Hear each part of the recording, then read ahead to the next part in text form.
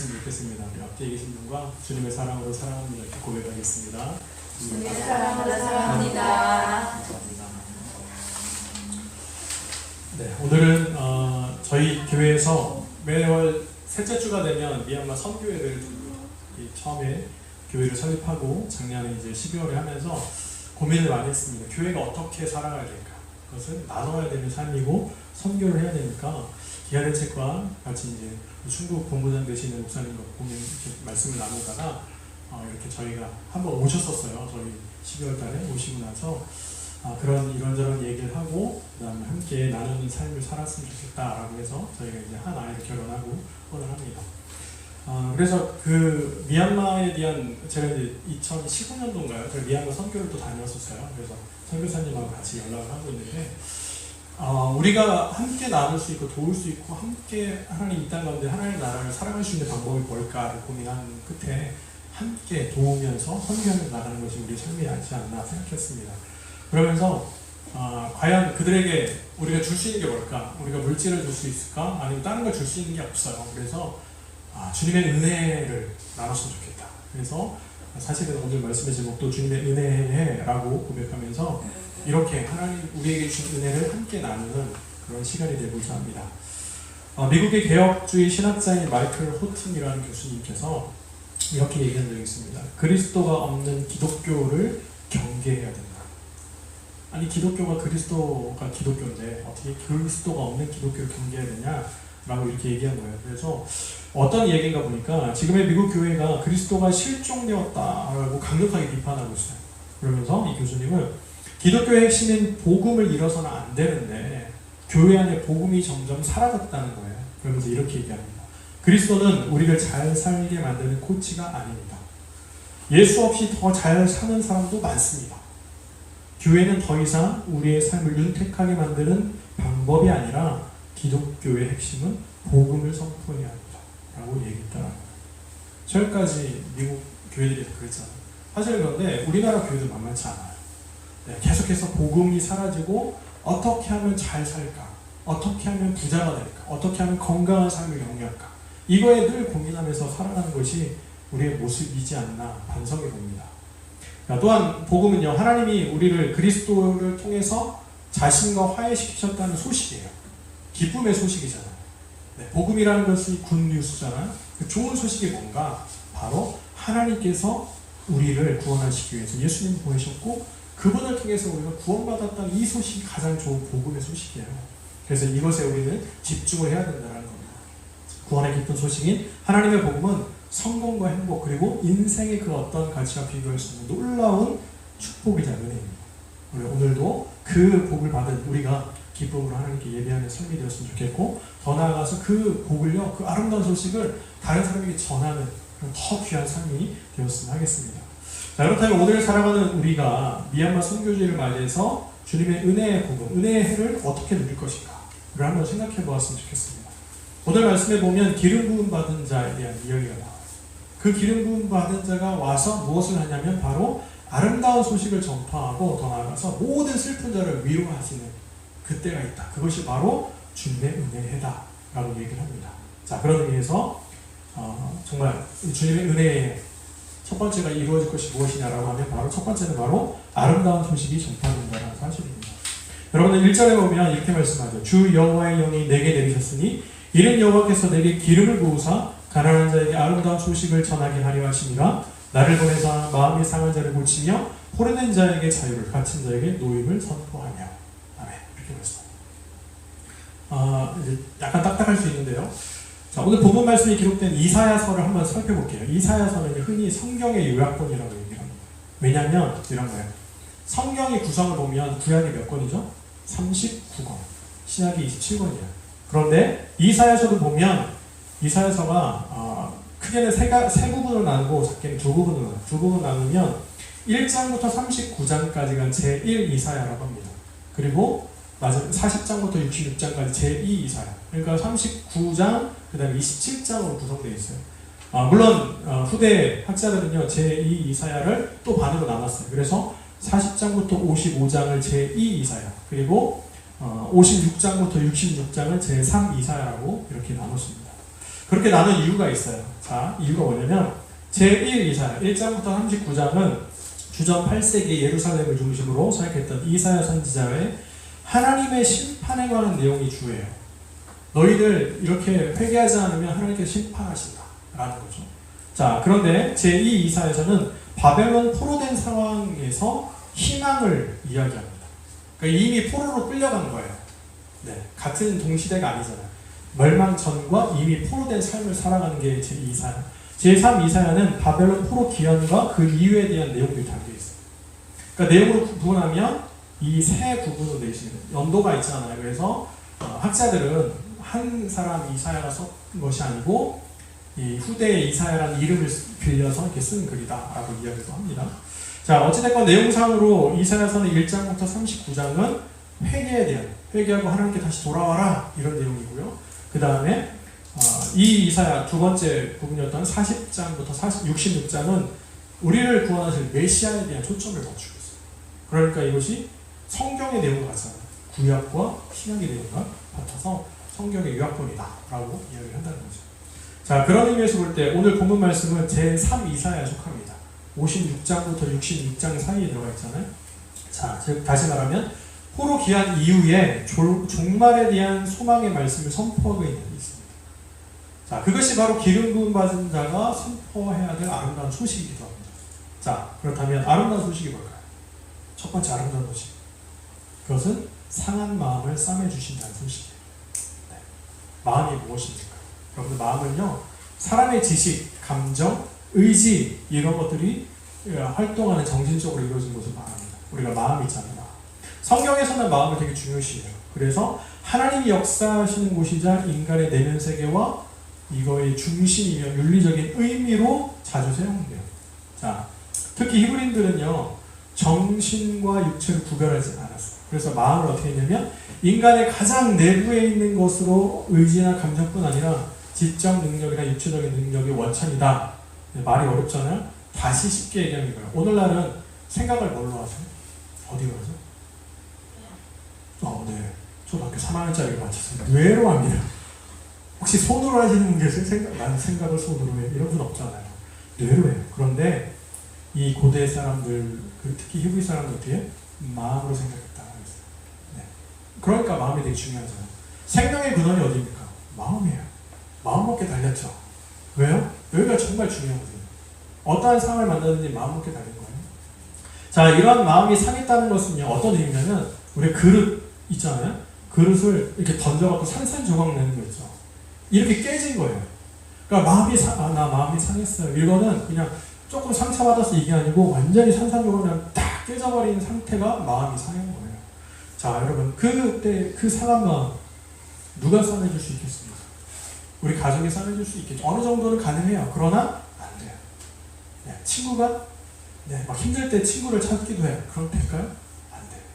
누가 싸매주실까요? 바로 그 상한 마음을 기름 부음 받은 자, 메시아께서, 그리스도께서 우리의 마음을 싸매주신다는 거예요.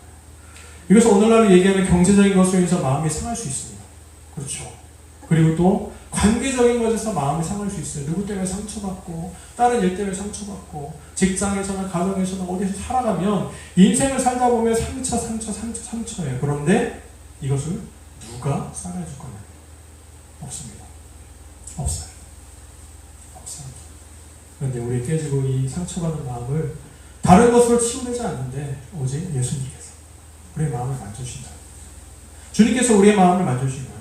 그러나 여기에서 생각해 볼 것이 있어요. 뭐냐면 우리의 마음이 여러 가지 관계나 경제적인 것이나 여러 가지 상황에서 상처받을 수도 있지만 가장 큰 내 마음의 상함은 무엇입니까? 바로 그 가장 큰 건요, 하나님 앞에 내가 섰을 때, 아, 내가 범죄했구나, 내가 범죄자구나 라고 하는 때 내 마음이 가장 상해요. 그렇지 않으세요? 내 존재 자체가 하나님 앞에서 의롭지 않아요.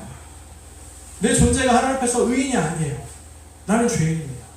이때 우리 마음이 가장 상해요. 그때 누가 그 마음을 싸매줄 수 있겠어요? 예수님밖에 안 돼요. 왜요? 예수님이 우리를 위해서 십자가를 달리셨거든요. 우리를 구원하시기 위해서 그렇게 하셨거든요. 주님만이 그 상한 마음을, 죄인된 나의 그 상한 마음을 싸매주신다는 것. 그것이 바로 주님께서 오셔서 선포하시는 아름다운 소식의 첫 번째. 자, 얼마나 은혜롭습니까? 그렇죠? 자, 두 번째는 무엇입니까? 바로 또한 아름다운 소식은요, 포로된 자에게 자유를 선포하시는 것입니다. 오늘 본문 말씀이 기록되어 있는 포로된 자들은요, 포로 생활의 고난을 견뎌냈어요. 아까 제상 이사야라고 했잖아요. 귀환한 이후에요. 그리고 나서 어떻게 해요? 정말 황폐한 고국으로 돌아가는 위험을 감수하면서 갑니다. 그렇죠? 그 다음에 폐허된 자기 조국을 재건하는 일에 최선을 다했어요. 자, 그럼에도 그들의 현재 상황은 어때요? 고레스 왕의 포로 귀환을 통해서 고국으로 돌아와 있어요. 그런데 돌아와 보니까 그들의 마음은 여전히 포로된 자의 모습이었어요. 달라진 게 하나도 없어요. 다 폐허되어 있고 다 힘들어요. 다 어려운 상황이에요. 제가 또 일반적인 역사를 찾아보니까 고레스 왕이 이 유화 정책을 핀 거거든요. 이 왜 폈는지를 잘 보시면 그 숨은 의미가 있어요. 피정복민에게 뭘 했냐면 제의를 허락했어요. 니네 나라의 제사법 다 허락한다라는 거예요. 니네 종교 다 인정해줄게. 이런 의미고, 그 다음에 뭐냐면 고향으로 돌아갈 수 있도록 해줬어요. 다 돌아가라. 네. 그리고 또 뭐예요?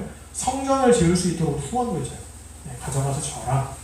자, 근데 그것에 숨겨진 것이 있어요. 뭐냐면 이것은 제국의 변방을 지키고자 했던 의도예요. 네. 유대인들, 이스라엘 사람들에게만 그렇게 한 게 아니고 모든 그때 당시에 포로를 끌려왔던 민족들을 다 보냈어요. 그리고 뭐였습니까? 각자의 고향에 돌아가 성을 쌓게 했어요. 성을 쌓는 이유가 뭡니까? 페르시아의 마지막 그 주변 있잖아요. 변방을 수비하도록 한 거예요. 네. 너 예루살렘 성 짓고 거기 지켜. 그러면 어떻게 해요? 다른 나라가 침범하는데 1차적으로 막아주잖아요. 그렇게 했던 거예요. 그리고 또 뭐예요? 조공을 마치도록 했죠. 네. 오늘날은 세금 거둔 거예요. 네. 그러니까 더 부강해질 수밖에 없잖아요. 그러니까 이 정책이었어요. 자, 이걸 생각해 보세요. 돌아왔는데 뭐 성전을 짓는다고 짓지만 어찌됐건 우리는 아직도 귀속되어 있는 거예요. 고레스 왕이 페르시아에 귀속되어 있어서 어떻게 합니까? 아직도 노예된 삶, 그런 포로된 삶을 살아가고 있죠. 자, 이것이 어떤 의미가 있습니까? 그렇다면 오늘 살아가는 우리는 또 어때요? 생각해 보세요. 우리의 법적으로 종교적으로 자유로운 삶을 살아갑니다. 대한민국은 종교의 자유가 있어요. 그렇죠? 헌법상 우리가 자유를 누리고 있어요. 그런데 세상적 가치나 경제적 논리, 그리고 종교적 강박관념, 잘못된 종교 생활에서 우리가 이거에 매여있다면 우리는 포로된 삶이에요. 여러분들 정말 중요해요. 예수님께서 오셔서 말씀합니다. 요한복음 8장 32절에 이렇게 말씀해요. 진리를 알지니 진리가 너희를 자유롭게 하리라. 여러분들 진리가 무엇입니까? 진리는 그리스도 예수님이에요. 예수님이 우리 삶에 오셨는데 여러분들 자유하세요? 경제적으로 자유하고 계세요? 관계에서 자유하세요? 교회 생활이 자유롭습니까? 직분에, 헌금에 자유로우세요? 자유롭지 못하면 우리가 다시 생각해봐야 돼요. 여러분, 주님의 말씀 안에 우리가 거할 때 우리 참된 제자가 될 수 있습니다. 주님과 함께 할 때 우리는 억압하고 무너뜨리고 넘어지게 하는 세상의 모든 것으로부터 자유롭게 될 수 있어요. 네. 초월하는 거죠. 네. 아무리 환경이 그래도 우리는 주님 안에서 그 진리 안에 거할 때 우리는 모든 것을 다 이겨낼 수 있습니다. 여러분들, 주님만이 우리 포로된 삶을 이끌어 가시고 자유롭게 해주십니다. 자, 이러한 자유의 선포는요, 갇혀 있는 모든 것으로부터 우리를 도와줍니다. 자, 앞에서 언급한 경제적인 것, 관계적인 것 있잖아요. 앞에 설교하고 있는 저도 어려워요. 네, 저도 어렵습니다. 경제적인 것에 자유롭지 못할 수 있어요. 관계에서 자유롭지 못할 수 있어요. 그러나 중요한 것은 주님 안에서 우리가 자유롭게 해주신 그분이 있기 때문에 희망을 갖고 살아갈 수 있어요. 우리 자신도 모르는 사이에 우리가 이런 것을 넘어서 뭐가 있냐면 중독되어 있는 것들도 있습니다. 여러분들, 때로는 내가 너무나 좋아한다고 생각하는 게 있잖아요. 전에도 한번 말씀드렸지만 이게 내가 좋아하는 건지 좋아한다고 생각해서 합리화시켜서 이것이 취미인지 이런 생각을 좀 해봐야 되잖아요. 자, 내가 뭘 좋아하는지 사람들은 모릅니다. 그런데 하나님과 나 자신은 알아요. 내가 어디서 무엇을 하는지 사람들은 모를 수 있어요. 그런데 하나님과 나는 알아요. 그래서 가장 거룩함을 지키기 어려운 때가 언제냐라고 하면 혼자 있는 시간이라고 하더라고요. 왜냐하면 혼자 있는 시간은 내 마음대로 생각할 수 있고 내 마음대로 행동할 수 있거든요. 죄를 많이 지을 수도 있어요. 여러분들, 정말 우리는 그것이 바로 뭐냐면 갇혀있는 거예요. 그런데 심지어 우리를 가두는 것 중에는 이런 거 있습니다. 우리가 지금까지 신앙이라고 지금까지 굳게 믿고 있었던 잘못된 종교적 신념이나 강박관념, 이것도 우리를 가두는 거예요. 여러 가지 어려움 속에서 봉사하지 못하는 상황이 있을 수 있죠. 네, 주중에 그런 얘기를 나눴는데, 그러면 어떻게 해요? 봉사 못하면 왠지 모르게 불안감이 막 와요. 이러다 하나님께 벌 받는 거 아니야? 복 못 받는 거 아니야? 이런 불안감. 또 경제적이 어려워서 헌금을 할 수 없는 상황이에요.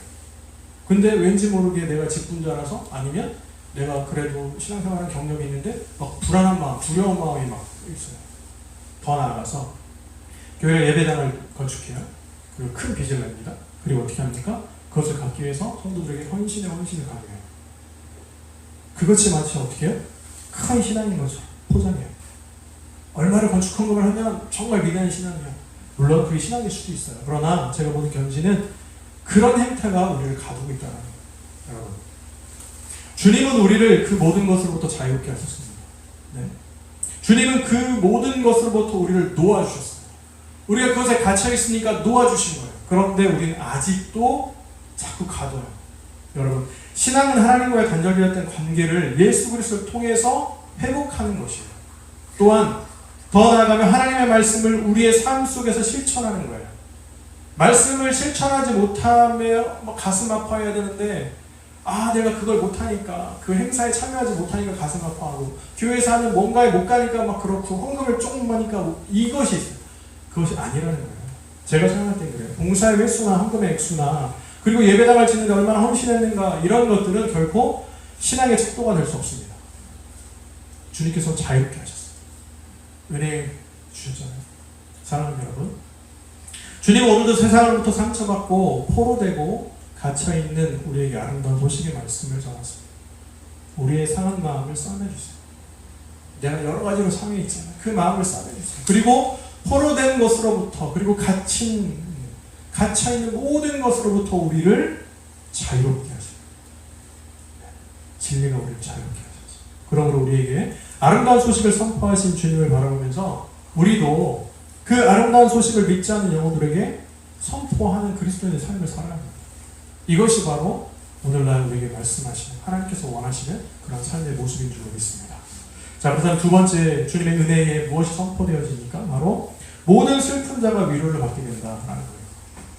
3절의 말씀을 보면 이렇게 말씀하죠. 무릇 시온에서 슬퍼하는 자에게 화관을 주어 그 죄를 대신하며 기쁨의 기름으로 그 슬픔을 대신하며 찬송의 옷으로 그 근심을 대신하시고 그들의 의의 나무 곧 여호와께서 심으신 그 영광을 나타낼 자라 일컬음을 받게 하려 하십니다. 하나님께서 메시아에게 기름을 부으신 목적 가운데 한 가지가 무엇이냐면 바로 모든 슬픈 자를 위로하시는 사역이에요. 네. 여기서 슬픈 자를 찾아봤습니다. 히브리어로 아벨림이라고 하는 이 단어의 원형은 뭐냐면 아벨이라고 하는 단어예요. 어디서 들어보셨죠? 아벨. 창세기에 나온 가인과 아벨입니다. 사람이 죽거나 극복하기 힘든 절망적 상황에 처했을 때 놓이는 그 처절한 절박한 감정의 상태가 이 슬픈 자예요. 네, 이 슬픈 자. 오늘 본문 말씀의 시대를 살았던 사람들이 분명 이러한 상황이었을 겁니다. 포로로 끌려갔어요. 포로 생활을 마쳤어요. 다시 돌아왔어요. 돌아오고 황폐되어 있어요. 여러분들 이 상황에서 무엇을 할 수 있겠습니까? 네? 다 무너져 내린 이 상황에 무엇을 할 수 있겠어요? 그런 상황 속에서 사람들에게 누가 감히 위로할 수 있겠어요? 제가 만약 그런 상황이면 오셔서 저를 위로해 주실 수 있겠어요? 지난주에 너무나 가슴이 아픈 일이 있었어요. 아는 분이 화재로 인해서 큰 어려움을 당하셨더라고요. 제가 이제 몰랐다가 그 소식을 듣고 도저히 믿겨지지가 않았어요. 그리고 도움을 드릴 수 없는 것이 되게 원망스러웠어요. 내가 뭐라도 있어야 도와드리지. 고민하다가 그래서 아내와 함께 큰 용기를 내고 연락드리고 찾아뵙고 가서 그냥 울다가 기도하다가 왔어요. 이처럼 어려운 가운데 처해 있는 분들을 만나면 저희는 해줄 수 있는 게 없어요. 사람은 위로를 할 수가 없어요. 한계가 있습니다.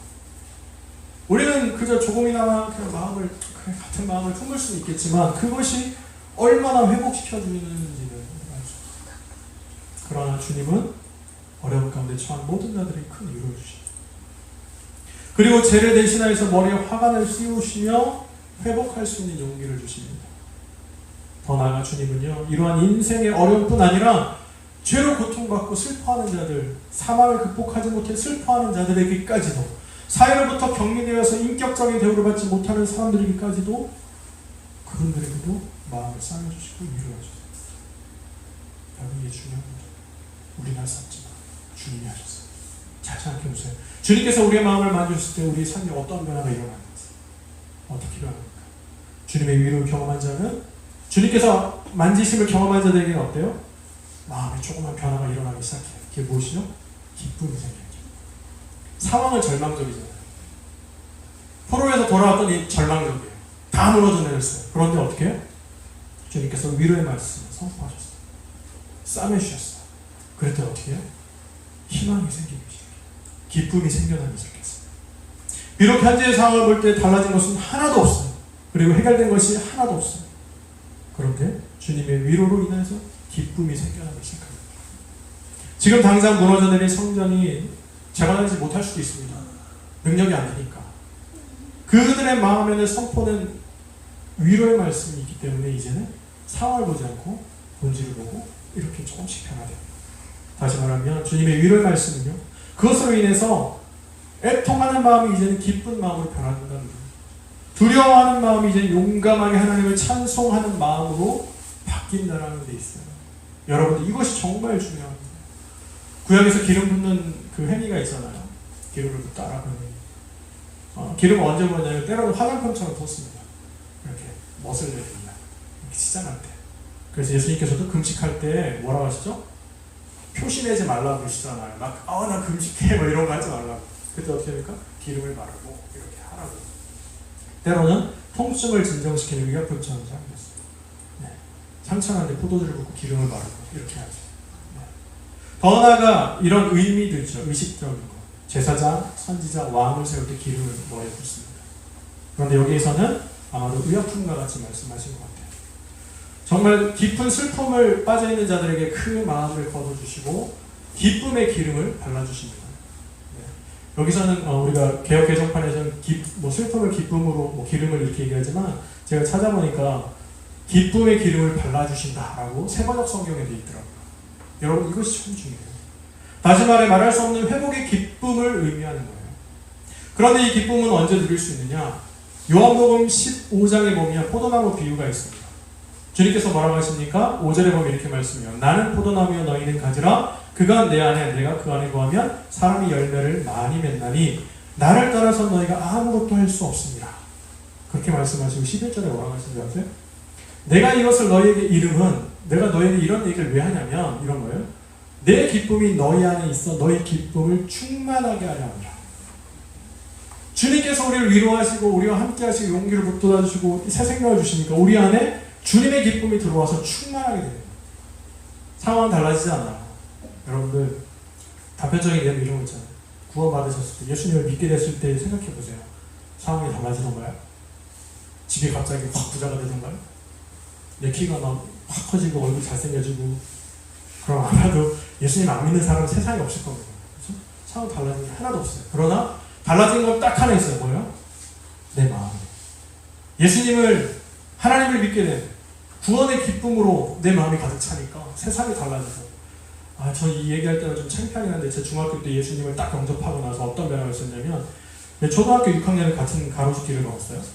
중학교도 3년을 9년 동안 같은 길을 계속 갔거든요. 대전에서 그 길을 가는데 예수님을 딱 만나고 나니까 제가 걷는 가로수길에 나뭇잎이 바람에 막 흔들리는 걸 보고 이야 나는 하나님을 찬양하네 이러고 갔어요.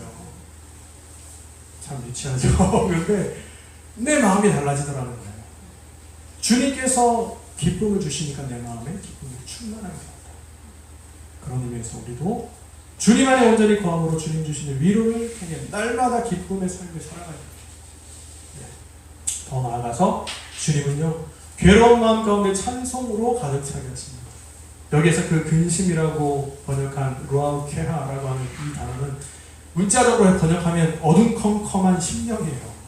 여러분 아주 절망적인 내 마음이 어둠컴컴하다라고 할 때 어떻게 하겠어요? 절망적인 거 찬양할 수 없죠. 암울하죠.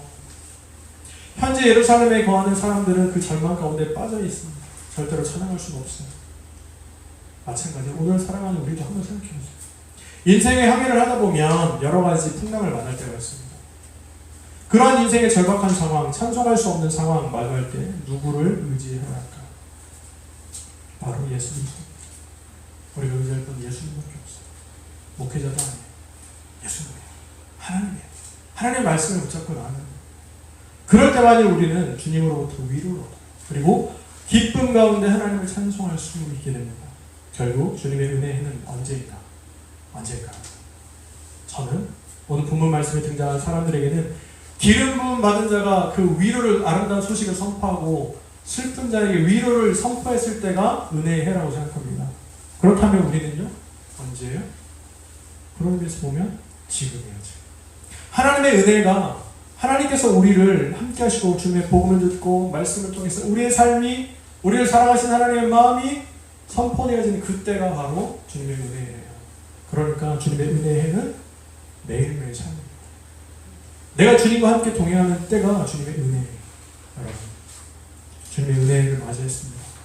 주님 주신 아름다운 이 소식, 그리고 참된 위로를 통해서 정말 하나님을 찬송하는 삶, 그 은혜를 이제는 어떻게 해야 돼요? 난 누리잖아요. 그렇죠? 감사하잖아요. 그러면 누구한테 또 누려야 돼요? 우리 이웃들에게 누려야 돼요. 아직 믿지 못한 사람들에게 누려야 됩니다. 그리고 오늘은 우리 선교주일이잖아요. 미얀마 사람들에게 누려요. 저는 15년도에 갔다 왔지만 그 초롱초롱한 눈망울을 이제 잊을 수가 없어요. 정말 삶은 너무나 어려운데 그 순수한 그 눈빛을 아직도 잊을 수가 없어요. 여러분들, 그 영혼에게 무엇이 필요합니까? 경제적인 건 아니요, 우리 도와줄 수 없어요. 그들이 필요한 것은 복음이에요. 예수님의 그 아름다운 소식과 슬픔을 다 이렇게 위로해 주시는 그 놀라운 주님의 은혜입니다. 그래서 아무쪼록 우리의 삶이 이제는 그 은혜를 누리는 삶이 매일매일 주님의 은혜의 해가 됐어요. 그 날이 되었으면 좋겠어요. 그래서 오늘을 마치고 한 주간을 살아가는데 월요일부터 토요일까지 쭉 주님의 은혜가 넘쳐나는 삶이고요. 더 나아가서 가정, 직장이, 우리가 걷는 것이, 밟는 모든 땅들이 다 주님의 은혜가 충만하길 소망하고, 더 나아가서 우리가 함께 기도하며 후원하며 함께 나아가는 그곳에도 하나님의 놀라우신 은혜가 풍성히 넘쳐나시기를 우리 예수님의 이름으로 간절히 축원합니다. 기도하겠습니다. 주께 드린 우리의 삶을 통해 주의 나라가 이루어지리. 우리 다시 한번 고백합니다. 내게 있는 모든 것